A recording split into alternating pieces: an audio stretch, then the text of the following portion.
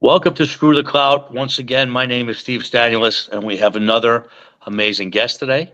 As you know, we go all over the map, and that's why right now on Apple Podcasts, we are number 8. We are the number 8 podcast right now as we speak.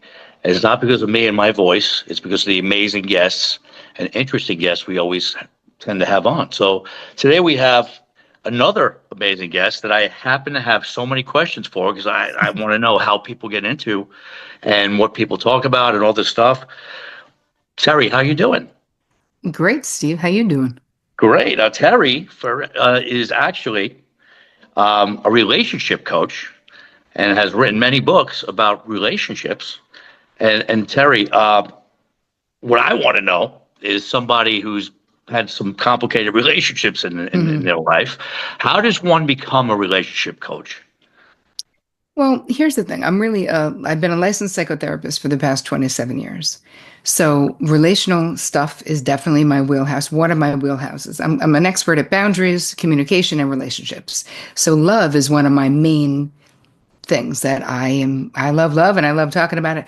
So how you focus on that is really the question. Like in my professional career, what they say, most people, is that you teach what you most need to learn. Mhm. And so for me, that is absolutely true. I was like a disaster in love. I didn't understand. I had a father wound. Wait. When you Well, say disaster in love, let's elaborate. When you say I was a disaster in love, what does that really mean? What had happened without getting too intimate? What had mhm, happened in the past that you could use that to turning it into yeah. being a relationship coach? Well, I was picking unavailable people. I had a father wound. I had an unavailable father. My father was a very skilled athlete. He was very successful. He retired at 50, and he should have had boys, but he had 4 girls, and I was his last daughter.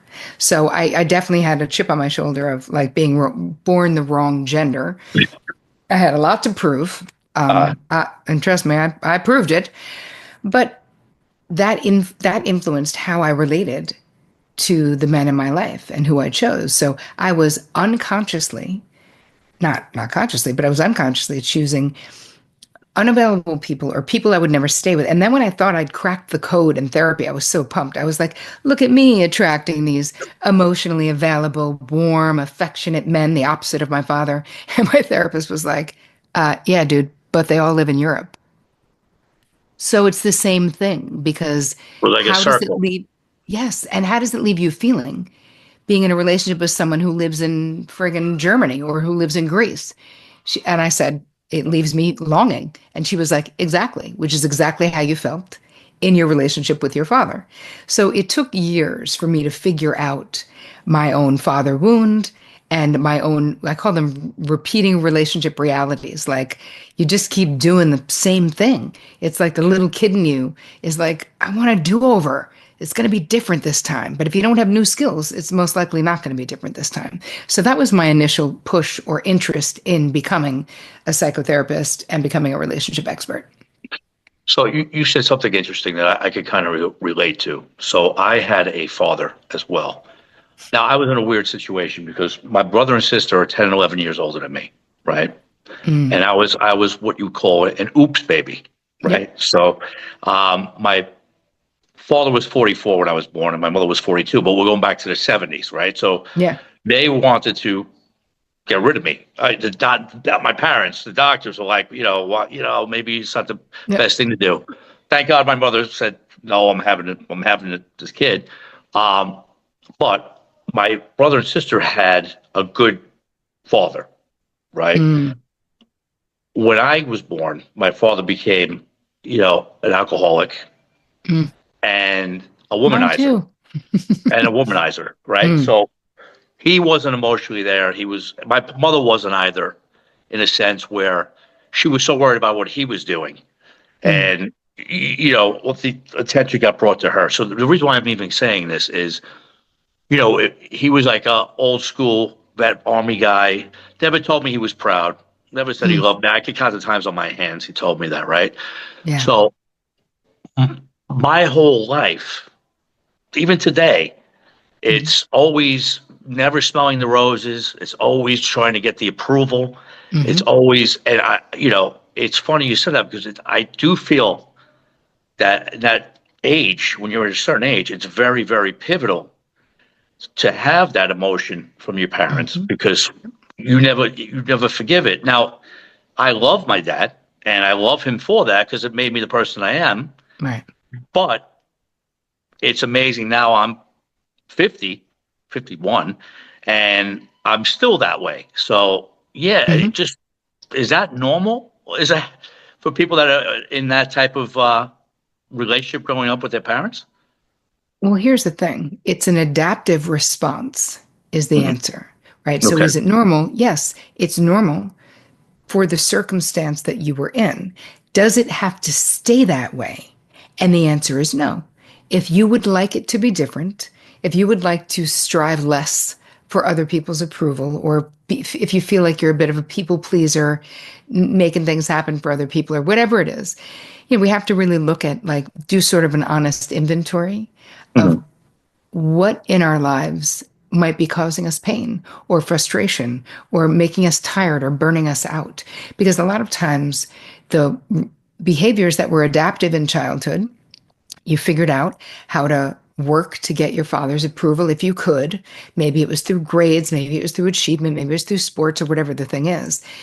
That becomes, it's adaptive because it's better than shooting heroin, right? Like achieving is better than doing something really destructive. Right. But as a grown up, right, for anyone who's grown up, it becomes maladaptive. That the thing that kept you safe in childhood can make you exhausted in adulthood, or can make you not feel valued in your relationships, feel like you have to earn people's love, or earn, like you have to do something for someone in order to be worthy of love. And I think that that's one of the most mind-blowing realizations for people therapeutically, is really understanding that straight up, the second you were born, you're worthy. That's it, just by virtue Mm. of being alive.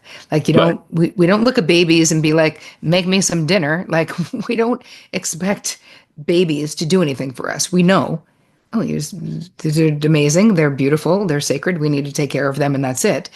So I think that growing up in that situation where you had to sort of work for or earn love or time or energy or investment or respect, it can make us very ambitious, because I can see you are, and I definitely am in my life and have always been. But again, I had a wake up call in therapy where I was always proud of my ambition. I was a talent agent before I became a psychotherapist for 10 years, negotiating contracts for supermodels and celebrities. Like, I was in it. I was living bi-coastally, just doing my thing. And I Mhm. thought my ambition, I was like just leaping my way up the ladder. And I Right. thought it was all just, hey, this is just my nature. And then I started therapy at 19, stopped drinking at 21. So I was like in my 20s, I was like eyes wide open, like feeling all the feelings of all the Right. things I didn't feel for a long time. And in therapy, I realized I thought I was running towards something with my ambition. And through therapy, I realized I was actually running away from something. Wow. That's pretty deep. That's pretty wild. I mean, when you say it like that, I mean, it definitely makes sense. Yeah. Um, in a way, like I said, I always, because not only did I feel like I was always going, and doing things that, especially if you told me I couldn't do it, then I would have to do it. But Of course. I also, because my father never said, that he loved me or he's proud of me, Hmm. it made me a better father because Mm, I didn't like that. So I make it my every day to tell my kids how proud I am mm. and how much I love them. I tell them more probably in a day than I was probably told in my life. Right. But there's also people out there, and correct me if I'm wrong, that grow up with the mindset, especially somebody who drinks and all that stuff, that now I'm going to do it to them. You know what I mean? I Mm. wasn't brought up like that, so now I'm going to be that Yep. person to them. Yep. So it's weird how you could go either way. Yes, but I think that those people, there is a lack of self-reflection right? I don't Mhm. think anyone, maybe, but most people are not like, oh, I'm going to purposely do the same bullshit to my kids that this person did to me. Like that would be really premeditated and not cool. But a lot of people don't have the insight that you had to say, hey, that felt bad. I love my kids and I don't want them to feel bad. I want them to be secure in my love for them. I didn't like that. So you're right. Naturally, we usually people go one or the other way. And most of the time, when you think about abuse, I don't know if the statistics are still the same, but it used to be back in the day that men identify with the aggressor more than the victim, right? Think about how men are socialized, right? Right. This is what you're. But that also meant that they would repeat the abuse they experienced like 75% of the time, where women would only repeat it about 25% of the time. And I cannot stand by those statistics, people. I'm just saying this was years ago when I think I was in grad school, so that was 27 years ago. I don't know if that's still the case, or I wonder what stats would say now about who ends up in the role, like who ends up doing the bad thing that was done to them, and who ends up not doing it. Like you're a cycle breaker by doing something different with your kids. Oh, that's pretty crazy. Now, what is the norm? Now, when you became a psychotherapist, now, Mhm. did you become a psychotherapist before you became a talent agent, No, or so you were a talent agent, yep. And then and then it was just that I just got too healthy psychologically to stay in that business. That is like a dumpster fire it of, is a dumpster fire. It definitely is a yep. dumpster fire. I was like, I have to get out of here. And here's the thing, in the end of my working in entertainment, and I loved it while I loved it. It was the 90s. I was representing supermodels. Everyone in the world loved. I mean, this was like the beginning. This was all, Right, what was happening with the music videos and the George Michael of it all, and the everyone I knew was in that video of Freedom. Like, that was the time. And it was great until it wasn't. And by right, the end, I couldn't deny that the only thing I cared about was the mental health of the models that I represented. I was getting people into drug treatment clinics, eating disorder clinics, therapy. I was trying to change the business. I kept going to my last gig was after I was out of the business. I was already a therapist and I got dragged back in because here's the thing. They're just like, here's a boat of money. Do you want money? I'm like, yes, I do. Getting married, need some money. They're like, right. it's only for 2 months. And then, of course, it was 6 months, but whatever. So I was on site at Ford Modeling Agency I on know Green Katie. Street. Actually, I was actually good friends with Katie. I met Katie in, funny you said that, in '99. Oh And my God. yes, and again, I used to work, because at that point in my life, I was a police officer, and I used to work with DiCaprio and, Yeah. that whole crew. And, I was out every single night, but, Yeah. I met Katie in '99. I haven't seen Katie in quite a while, but yes, Katie, yeah. That is so funny Um, because that's literally when I was working there, that's was crazy. because that was the year that I got married. Was That's I amazing. met 97, 9, and I used to go in, and she was great. I would go into her office because Eileen was already out of the business. Eileen Ford and Katie was running it. And I would go in and be like, P.S., the people who are supposed to be the chaperones are like all doing blow. Is there any way we can not have them be the chaperones when they're drug addicts? I would go in, can we stop calling the models girls? Is it possible that we could just call them women? Because you know what I mean? Finally, she was like, Terry, do you want to be in this business anymore? And I'm like, no, I do not. And that was the beginning of me getting out. And I did. It Right. took a while though to get out because it's a lot of money. Yeah, no doubt. And again, money is the root of all evil, but sometimes you got to do what you got to do, right? Right. True. It's crazy. So, um, when somebody again becomes into the goes and becomes a psychotherapist, uh, are there different route? I mean, you took the relationship end, obviously, but where else could if I wanted to become a psychotherapist, Hmm. what other fields could I decide to go into? What's Oh, the so natural many. I progression? mean, so many. It depends on what you're interested in, right? So I was just on the phone with a friend of mine today who is a trauma expert, Dr. Frank Anderson.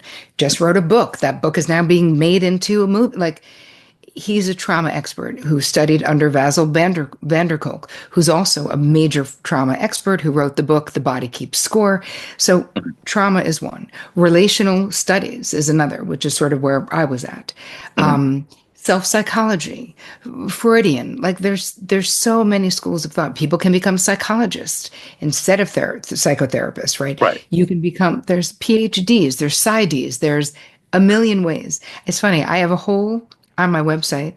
I break all this down for people who are looking. We can actually put it in the show notes if anyone cares.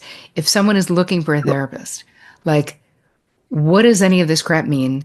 If this is your problem, you might want this kind of a person. If this is your, because it is, I think the barrier to entry for a lot of people of trying to get into therapy is just, where do I look? How do I find someone? And how do I know what I need? Do I need a psychiatrist? Well, if you need medication, you will. Do I need a psychotherapist, a social worker? What do I need? So anyway, there's a lot that people can do. I think that most people, like with my friend I was just talking about, he has a major trauma background in his life, childhood trauma. So I really do believe we teach You what we tend to most kind of need go to with, learn. right, Yeah. right. So for anybody that's just joining us right now, we are right now on our new podcast for today with Terri Cole, who's a relationship coach, a psychotherapist, and author, which we're going to touch on as well. And again, we're talking about a lot of different things. Um, Terri, what would you say to people that, quote unquote, start advertising and marketing themselves as a life coach without having any type of license or anything? Would you recommend somebody going to a life coach? Um, and how come life coaches are not so sheriffs or police? How could people just become life coaches? How does that even happen? It's kind of like the how the internet, how advertising on the internet forever was like the Wild West because it takes time for these governing bodies to catch up to new businesses. I'm not anti-life coach at all. And I Mhm. actually say what I do because I have online courses and I have a mastermind that people join for 9 months Mhm. with me. Like none of that is considered therapy. I call what I do therapeutically informed coaching Mhm. because that is what it is, because therapy is in a very specific and particular container that if you're Sure. not doing it that way, meeting people in an office weekly, then you really can't. I mean, I guess we're doing the online therapy thing now, but it Mhm. changes. So there are some life coaches who I think are super great. Mhm. What I say to anybody, young therapists, new life coaches, is do your work. Become an expert and don't Mhm. call yourself an expert if you went to a 3 week life coach school, because I promise you, you're not. An expert means you've done 10,000 hours of that thing. 10,000. Have you Mhm. done 10,000 hours? Because if not, I don't think you can call yourself an expert. And I think that I want people, why I put that on my website, like how to find a good therapist, is I want people to understand the differences between what people do. I like coaching. Coaching is more directive, right? Where therapy can be very like, tell me what you think, and then what happened, and what do you think Oh about yeah, that, yeah, right? yeah, yeah. So what do You know you what I yeah, mean? what do you think, Doc? Well, what do you think about that, Steve? Yeah, Yeah, that gets a little frustrating as well. But yeah, yes, yeah. yeah. I mean, there's a combination of styles that people can do, but my feeling about when you're looking for help is to talk to people. Like good doctors, no good therapists. So if you have not you, but if women have an OBGYN that they really love, that OB will probably know a great therapist because I feel like all the good doctors and therapists know each other and all the idiots know each other too. So ask someone you like for a referral is an idea. If you have a friend who had a great experience with a life coach, consider it. But I Mhm. want you to remember anyone, if you're looking to hire someone, whether it's a relationship coach, a communication coach, a life coach, a psychotherapist, a psychiatrist, really you are the client. So it's you interviewing them. And I give you things on the website that you can, questions to ask. Like, what is it that you're looking for? And you want to know if they've done this before, right? Have they had clients who had an eating disorder before? And if they didn't, then they're probably not the right person. Another good place to find help If you go into Psychology Today and put in your online and put in your zip code, you can see people in your area and it says everything about them, where they went to school, what is their expertise, what insurance they accept. So I really like that as a resource for people who are like, well, where do I start? I'm like, well, that's a good place because it tells you they've been in business 15 years. They graduated from Columbia. These are their specialties and these are the insurances they accept, you know? Right, right. No, that's very interesting. Now, is there a certain when you are dealing with a relationship issue, Mhm. um, would you say what percentage would you say is male to female that come to you? I mean, I predominantly my practice has historically been predominantly women, high That's what I would think. functioning high That's functioning what I would think. women, right? Hmm. Like CFOs, like people who are like they're masters of their own universe, the women who come Right, to me, which is why I wrote this book on high functioning codependency because they're so high functioning that their kind of codependency goes under the radar and no one knows, they don't even know what's happening. But they're exhausted, they're burnt out, they're pissed off, they're controlling, they're all these things. So yeah, that's who comes to me more. And I also have gay, same sex loving clients as well. would you say that the high functioning women that come all kind of fit? I mean, obviously, not no one's going to just. It's not going to be 100% are all the same. But Yeah. would you say they all pretty much share the same criteria of problems because of who and where they are in life? I would say that there are similarities enough that I wrote a whole book about it. Well, So that's what was my yes. next segue. Yes, Yeah. because the book is written sounds. Again, please share right now before we even go any further. Sure. Again, please share the title of the book and where everybody can find the book, and Sure. then obviously I'm going to say it's right behind you if I was a betting man, but Yeah. and what inspired you to write that book? Too much. All right. So it's too much breaking the cycle of high functioning codependency. You can get it and all the bonuses at hfcbook.com or anywhere books are sold. But I want you to get the bonuses because I created a bunch of nice stuff for you. There you go. Well, why did I write it? Is because of what my own life experience was with it. I was the original high functioning codependent, not knowing that that's what I was suffering from, being burnt out in my 20s, exhausted, pissed off, feeling underappreciated in my relationships, doing all the things for all the people. So what are let's talk a little bit about what does it look like to be a high functioning codependent? It's feeling like responsible for fixing other people's problems. It's giving till it hurts, right? Even doing stuff people haven't even asked you to do, but you're doing it, then you're pissed off that they're not thankful enough, they're Right. not grateful enough. Feeling exhausted, feeling resentful. Auto advice giving is major. We just can't stop telling you what to do. Being overly self-sacrificing, right? Where there's always someone needs something more. It's like we're always, as an HFC, as we call it, high functioning codependent, always willing to take one for the team. Auto accommodating, even in public settings, where like two people want to sit together and you're like, oh, let me move. You guys can sit there, you know?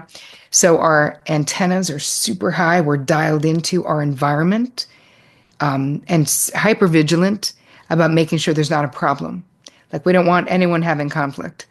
We also do anticipatory planning, where if we know we're going to be with someone difficult, we're like, okay, let me get the food that they like, the booze that they drink. I'll make sure they don't have to sit near Uncle Jimmy because they don't like them. Like we're like It's all right. puppet, right? Puppet mastering people Right. But and over functioning, which ends up inspiring other people, can, to underfunction. so you think again, if I was dating somebody like that, Hmm. do you think as the partner of somebody like that, Hmm. that it's something that is burdensome for somebody like if I was dating someone like that, is it almost like, for lack of a better term, like almost like I want to say I'm trying to find the right word without trying to sound offensive. Um, for a male that dates male or female, if you're with somebody who fits that category, Hmm. isn't it afterwards like tiresome or it gets a little Hmm. like too much? Um, But I would but think if but I was with somebody like that, I would feel after a while like, all right, enough. You know what I mean? Like, yeah, it goes both ways though, because some people, when you're a high functioning codependent, you're highly capable.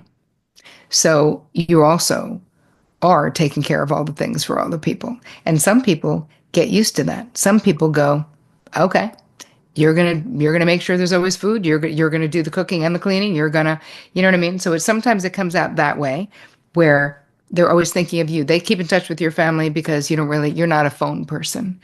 So they remember your parents' birthday and send something. They know that the end of the year gifts for the kids, they've got that handled. They're now thinking about where the kids are going for summer camp this coming right, summer. They're right, You get what right. I'm saying?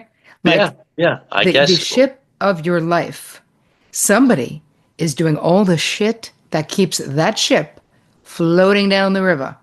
right. And a lot of times it's the women who are doing that, the emotional labor, right? Making sure it all gets done. And when you do it too much, it comes with it's very depersonalizing because a lot of times, as high functioning codependents, we see people as projects. We want to fix you. We want to tell you what to do. There's a lot of control issues in these dynamics. Because when you think about any kind of codependency, whether it's garden variety, I mean, the reason I came up with high functioning codependency is that none of my clients identified with the Melody Beatty codependent no more, you got to be enabling an alcoholic definition of codependency. They were like, what? No, Yeah, it's not me. Everyone depends on me. Like I'm the right. rock. I would think, and I'm going to say something out, out of left field. I would think sexually, after a certain amount of time, that whole intimacy thing would get hurt because I would think almost it takes on a mother role almost in a Correct. sense, right? So Yep. I had an issue back in the day Yeah. where my first wife at the time and I were having issues getting pregnant, Yeah. and it became very clinical because it's like, all right, I'm spotting, Yeah. we got to do it right now, and the whole intimacy, it just Yeah. became very clinical. It's like on So demand. oh yes, but even it became even more clinical than that. It was just Yeah. like it wasn't a turn. It wasn't turned on. It was just like, Yeah. all right, let's do it. So I would think, and again, same thing. She was very like that, like what that type of, and it almost becomes unattractive. Not You know, hot. no, it's not hot. I No. believe that, and that's what I'm saying. I would think a lot of that when you're that overbearing.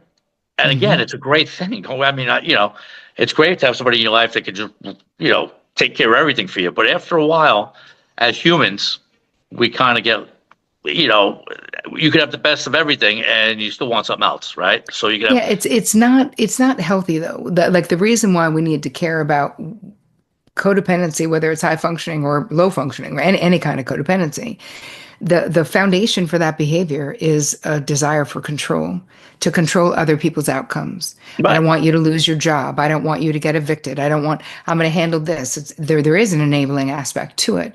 And so part of what I walk you through in the book is having people be able to identify what are the behaviors, where are you doing it? And we're moving from codependent to interdependent, having a Mhm. relationship between two equals, having faith that you can do stuff, expecting you to do stuff as a partner, and have, again, and this brings back the more mutuality into the sexual realm because it can become very controlling where an HFCs, and I've heard this from so many of them in my therapy practice and in my mastermind groups, they make sure they have sex with their partner, but it's all I do this, you do this, we do that, now we're Right. done. It's Like, very robotic, yes, and there's no mechanical. spontaneity. Yes, exactly. I just So want to check a again, box to be like, it's Sunday and we did it. Okay, great.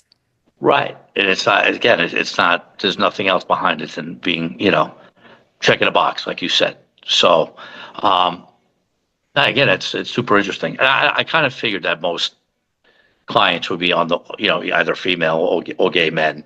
Yep. Um, Only because, again, most guys are very, you know, probably wouldn't even be able to admit that. You know what I mean? So, even if there's Yeah. guys, many guys like that as women, I Hmm. think guys would feel a little more, wouldn't admit that or seek help, Right. because now Yeah, I'm the less man. likely. They're less Right, likely to, less because likely. it's Not that threatening. right, not that all men. I'm just saying Yeah. they're less likely. That's a good word. Yeah. So what are you working on now, Terry? How do people get in touch? How do they find you? Um, Whether if they want to find you as a coach, if they want to follow Sure. you, Yeah. how does you I have a please? beautiful community. That's really the only way people can work with me is Mhm. my community or my mastermind. So my Now, community, when you they can say go your to, community, I'm sorry, I don't mean to tell yeah, my bad, but sorry.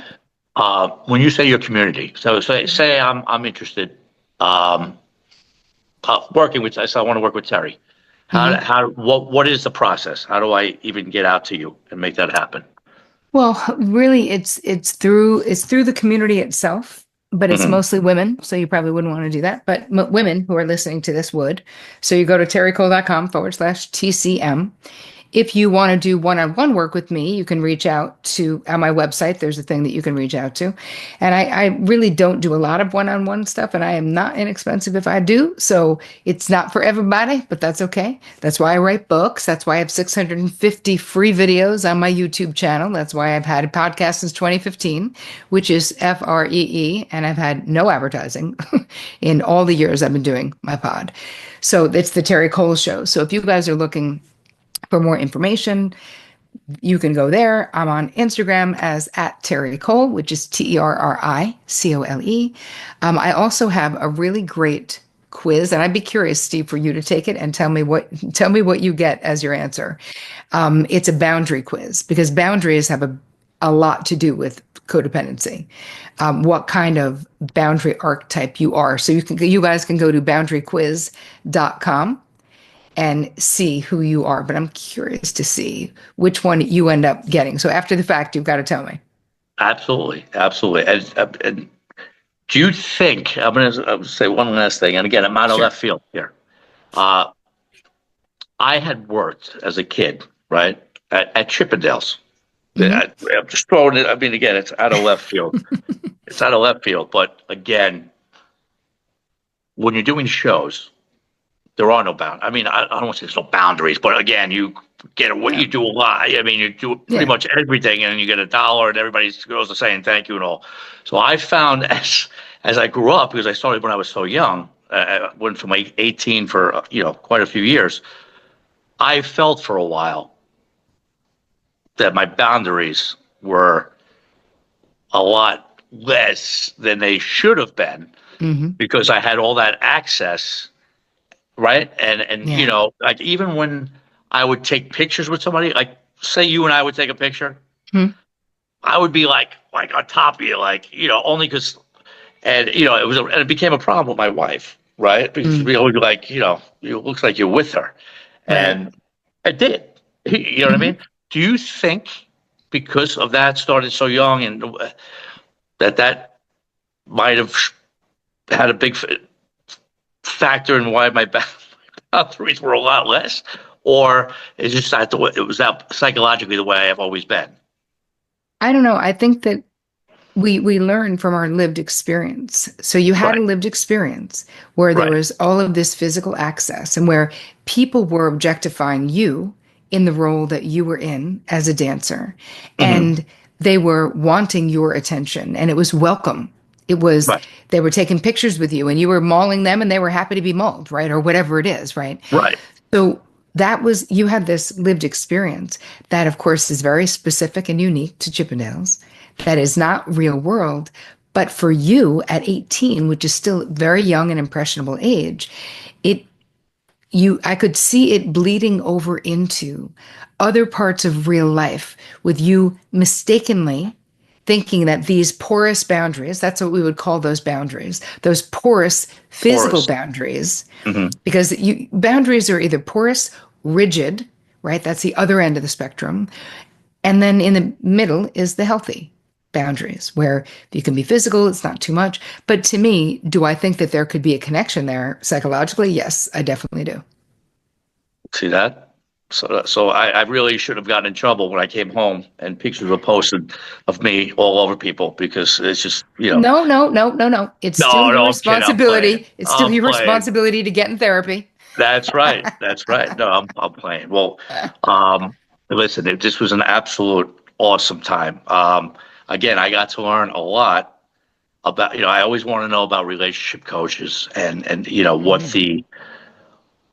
what people were talked about, why people got into it in the first place. And again, I love podcasts when I speak to someone out of my realm. Mm.